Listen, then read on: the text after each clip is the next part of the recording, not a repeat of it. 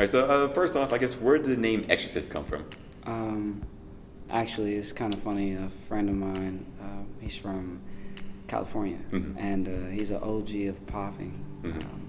We was on the phone one night. He was like, "Man, you're not Bender." That's what I used to be. Oh yeah, I remember he that. Was like, "Oh, you're not Bender, man. You're something else." And then I was like, "Well, let's think about it. Let's plan this. Let's think about ideas of what I am. What do I do?" And he's like, "You look like a horror film. You change perception.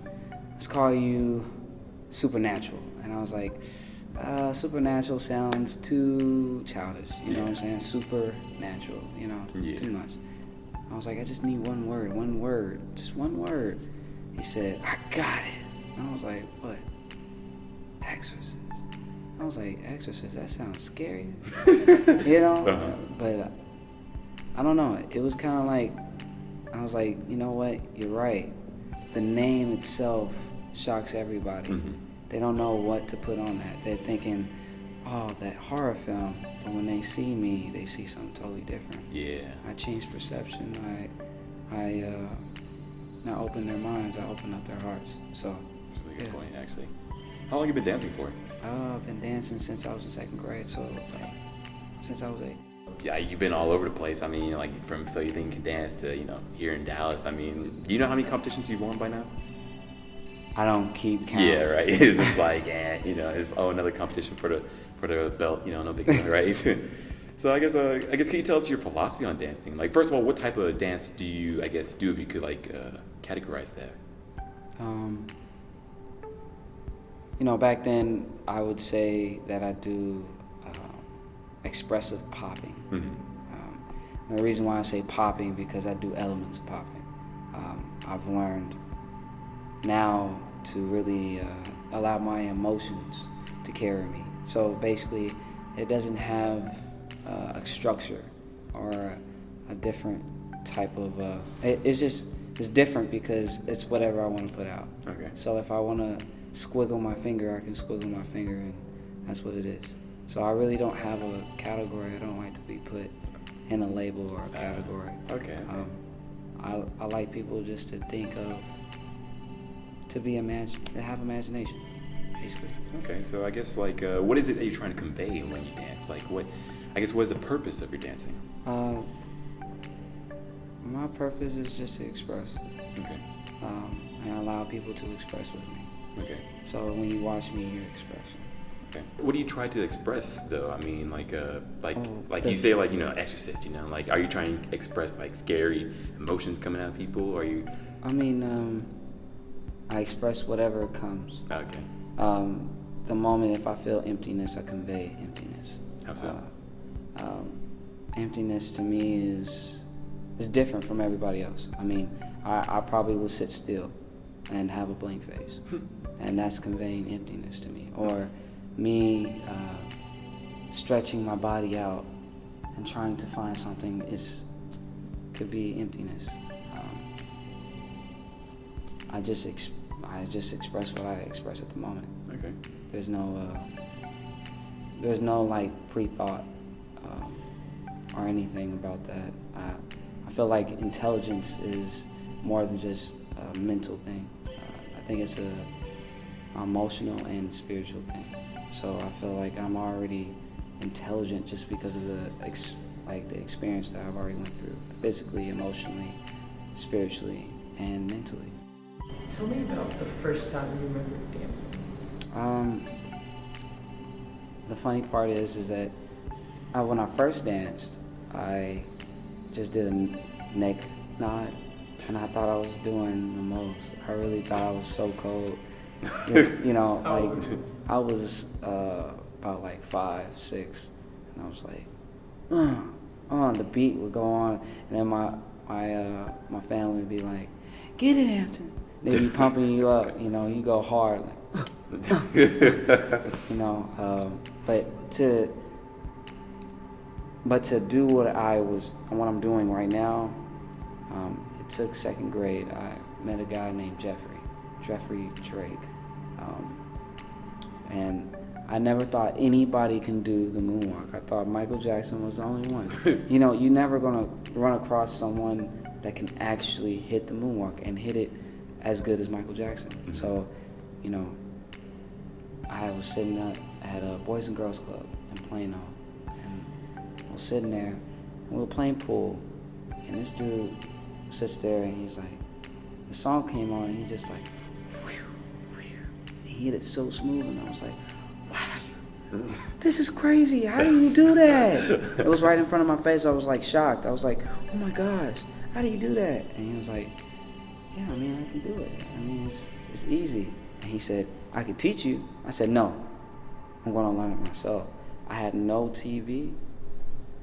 I had no YouTube, no nothing. I didn't know what Michael was. I looked at that image right there, and I thought about Michael, and I allowed my imagination to feel my movement. So everything that derives from me is my emotion and my imagination. I mean, you know, later on down the road, you know, you see a couple of Michael Jackson films, you know, people have the DVD. Yeah. So when you watch, you see, because you're not around it all the time, you know, I was at the barbershop, they had like Michael Jackson, like playing the movie, playing the whole time, showing, you know, different videos of him, and I would be glued onto that, be looking hard, be studying, and if I caught something that I liked, I was like, oh, okay, I like that, and I just start adding, and I think in my lifetime now, I'm subtracting, mm-hmm. like subtracting my, the skills that I learned. Really? I don't want it to be a skill, I just want it to be natural. Okay, I get that. So I guess, what other inspirations have you had, I guess, on dancing? Life itself is an inspiration. You know, seeing people talk, seeing people move, and seeing just people's philosophy of life has inspired my movement. It's made me look at it more on a deeper aspect. This is not just, you know, a lot of people say dance is my life. I give everything, you know. I wouldn't say dance is my life. I say life is my dance. It's so funny. Clapping is the most normal thing ever. And everybody sits there and they do this.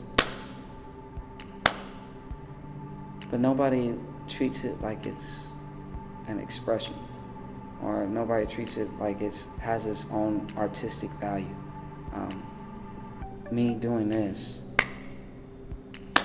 has so much value, so I can and hold the sound, put it in my ear, and just clap, clap, clap. It can go anywhere. A clap can be my chest. A clap can be my head. It's so much that little simple thing right there can be expanded to be so much more. And that's how I look at everything. Dance to me is movement.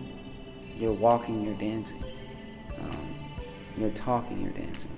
It's sound. It's life. It's literally life. The trees, it dances when the wind blows. They dance when they are still, you know? Dance doesn't have to be a progressive movement. It can be a still movement. It doesn't have to move. It can vibrate. It can make sounds. It's whatever it wants to be. Everything is one. Uh-huh. And I think more in life, the more we all think that everything is one is the day that we'll all appreciate life itself. How do you practice? Like, it sounds more like it's like it's a mixture of, like, you know, the physical and then the spiritual also. I would say is that I allow like the physical aspect. I mean, I worked my butt off to get to this point. I trained to try to look like other people. I trained my body to do things that and probably normally couldn't do. And then I had unique capabilities that I could do that I add to that. And basically around, I say, the end of 2013, or in the middle of 2013, I came to a conclusion. I'm lying. It was after I got into a car accident. Okay. It was last year. And what happened in this car accident was I fractured my lower spine. Oh, dang. They said I couldn't feel my legs. It was a 50% chance that I would not be able to walk. And at that point, I was scared. I was really scared. I was really, really scared. And I didn't want to be alone because I felt like something was about to get me.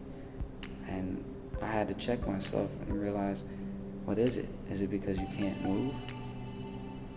Is it because you can't move? Because you're always running away from something when you move sometimes.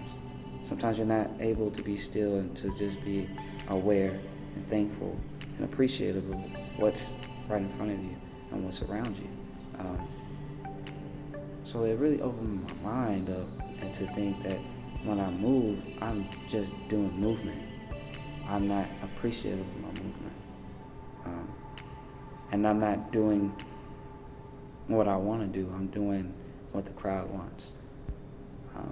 So it opened my mind up, and I started to build my body, because I had to rebuild my body. I started rebuilding my body in a more of a spiritual form. Whatever my body wanted to do at the time, I thought it was right, and it was. So it allowed me to be this right now. Wow. Could you give any tips, I guess, for people who are interested in learning how to dance? I just keep it really simple, cut and plain. I say, be yourself. Do whatever comes to mind. If you want to wiggle your head, you want to be silly with it, do it. That's how you feel, do it. If you wanted to just sit there and crawl, crawl. You're dancing regardless if you think you are or not. There's no label. Mm-hmm. There's no rules or regulations. It's whatever it wants to be.